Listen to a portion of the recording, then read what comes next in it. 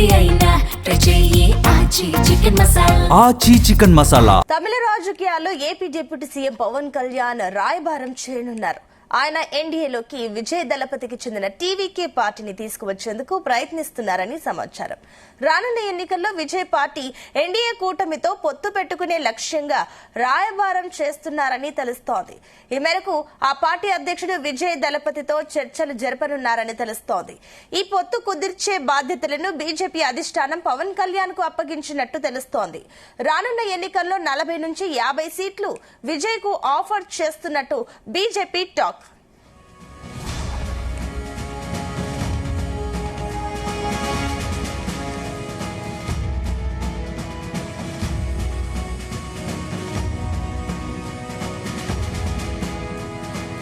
తమిళ రాజకీయాల్లో AP deputy CM Pawan Kalyan రాయబారం చేయనున్నారు. ఆయన ఎన్డీఏలోకి విజయ్ దళపతికి చెందిన టీవీకే పార్టీని తీసుకువచ్చేందుకు ప్రయత్నిస్తున్నారని సమాచారం. రానున్న ఎన్నికల్లో విజయ్ పార్టీ ఎన్డీఏ కూటమితో పొత్తు పెట్టుకునే లక్ష్యంగా రాయబారం చేయనున్నారని తెలుస్తోంది. ఈ మేరకు ఆ పార్టీ అధ్యక్షుడు విజయ్ దళపతితో చర్చలు జరపనున్నారని తెలుస్తోంది. ఈ పొత్తు కుదిర్చే బాధ్యతలను బీజేపీ అధిష్టానం పవన్ కళ్యాణ్ కు అప్పగించినట్టు తెలుస్తోంది. రానున్న ఎన్నికల్లో 40 నుంచి 50 సీట్లు విజయ్ కు ఆఫర్ చేస్తున్నట్టు బీజేపీ టాక్.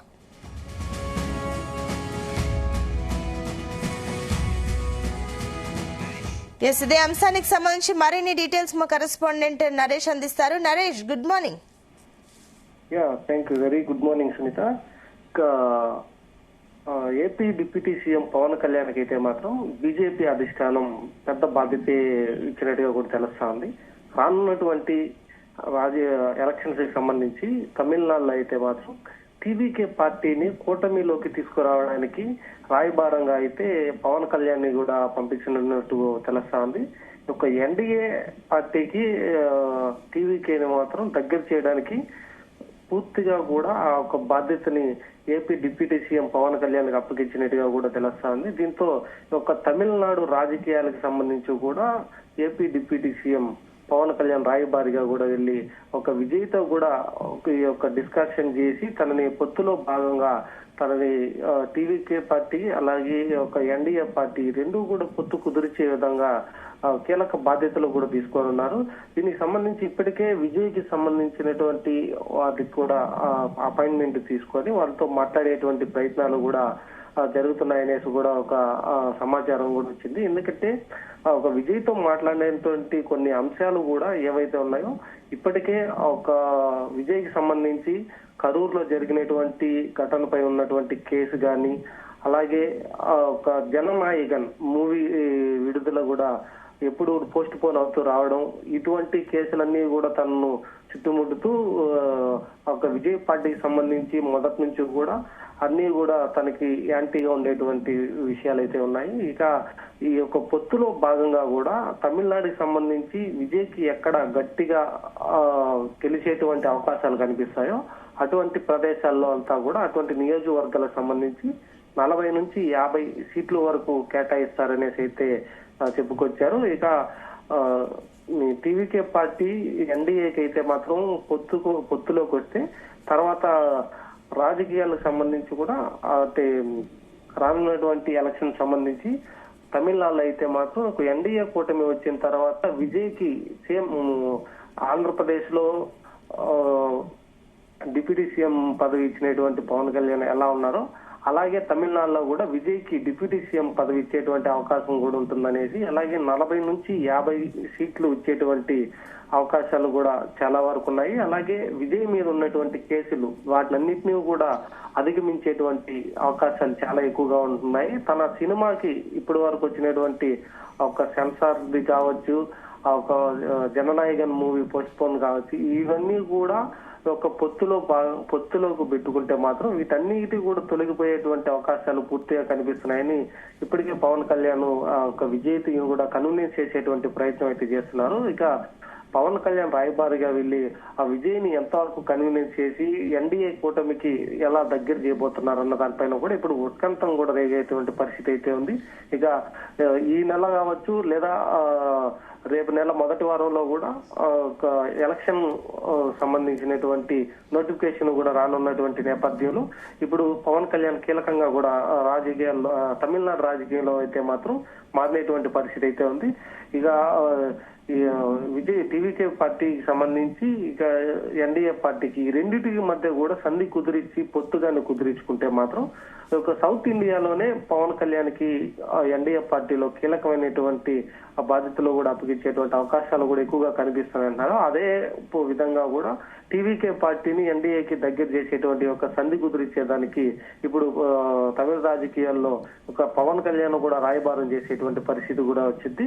ఇక ఒక పొత్తు విషయం సంబంధించి అయితే మాత్రం విజయ్ తీసుకునేటువంటి నిర్ణయమే ఇప్పుడు ఆసక్తికరంగా కూడా మారింది. ఇప్పుడు ఎటువంటి నిర్ణయం తీసుకోబోతున్నారు, పవన్ కళ్యాణ్ చేసేటువంటి ఒక రాయబారం సక్సెస్ఫుల్ అవుతుందా లేదా అన్న దానిపైన అయితే మాత్రం ఇప్పుడు ఒక ఆసక్తికరంగా ఉత్కంఠంగా కూడా మారేటువంటి పరిస్థితి అయితే ఉంది. వీటన్నిటికీ కూడా విజయ్ ఒప్పుకొని ఎన్డీఏకి సపోర్ట్ చేస్తే మాత్రం విజయ్ కి ఉన్నటువంటి కేసులు పాత అంటే కరూర్ కేసు కావచ్చు, లేదా తనకి సంబంధించినటువంటి జననాయకన్ మూవీకి సంబంధించి కావచ్చు, ఇక తన మీద ఏవైతే ఉన్నాయో వాటన్నిటినీ కూడా అధిగమించి తను సేఫ్ జోన్ లోకి వెళ్తారు అన్న దానిపైన అయితే మాత్రం రాజకీయ సినీ వర్గాలు కూడా దీనిపైన అయితే మాత్రం చర్చించుకునేటువంటి పరిస్థితి అయితే ఉంది. ఒక సినిమాల్లో కూడా ఎలాంటి ప్రాబ్లం ఉండదు, అలాగే రాజకీయాలకు సంబంధించి కూడా ఎటువంటి ప్రాబ్లం ఉండదు అనేసి కూడా పవన్ కళ్యాణ్ చాలా వరకు కన్వీనియన్స్ చేసేటువంటి పరిస్థితి అయితే ఉంది. ఇక సీట్లకు సంబంధించి కూడా తమిళనాడు సంబంధించి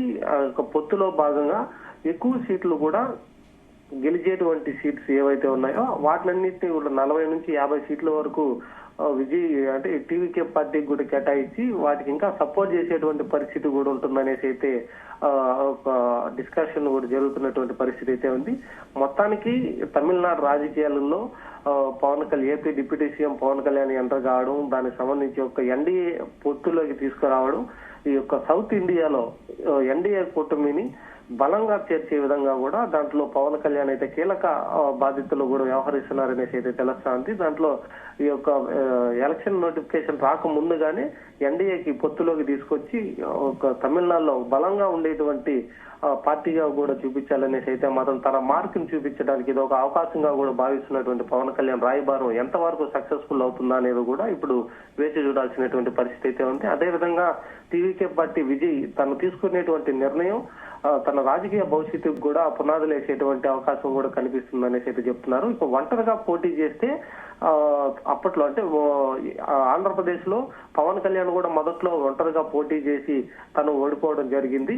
అలాగే తమిళనాడులో కూడా టీవీకే పార్టీ విజయ్ కూడా ఒంటరిగా పోటీ చేస్తే అటువంటి అనుభవం ఎదురవుతుంది. కూటమితో వస్తే కొద్దిగా ఉపయోగకరంగా ఉంటుంది అన్న దానిపైన కూడా తనని కన్వీనియన్స్ చేసేటువంటి పరిస్థితి. అంటే ఏపీలో ఎటువంటి పరిణామాలు ఎదురయ్యాయో పవన్ కళ్యాణ్ కి సేమ్ అదేలాగా తమిళనాడులో కూడా విజయ్కి అటువంటి పరిణామాలు ఎదురవుతాయని కన్వీనియన్స్ చేసి ఒక ఎన్డీఏ కూటమికి సపోర్ట్ చేసి పొత్తు కుదిరించేటువంటి పూర్తి బాధ్యతలు కూడా పవన్ కళ్యాణ్ మీద ఉన్నాయనేసి అయితే మాత్రం రావడం జరిగింది. ఇప్పటికే టీవీకే పార్టీ ఎవరితో కూడా పొత్తు పెట్టుకోకూడదు, ఎవరితో పొత్తు పెట్టుకోము, ఒంటరిగానే పోటీ చేస్తామనేసి చాలా సభల్లో కూడా డైరెక్ట్ గానే చెప్పడం జరిగింది.